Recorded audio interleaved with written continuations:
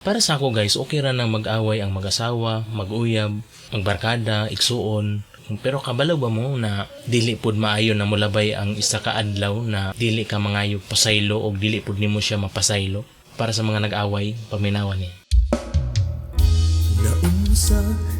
Naunsa naman ta Gugma sa mata sa dili yung tamawala Kay pangandoy di ka katupang una Kung adunay problema dili na ang talalison Sakit lang nga istorya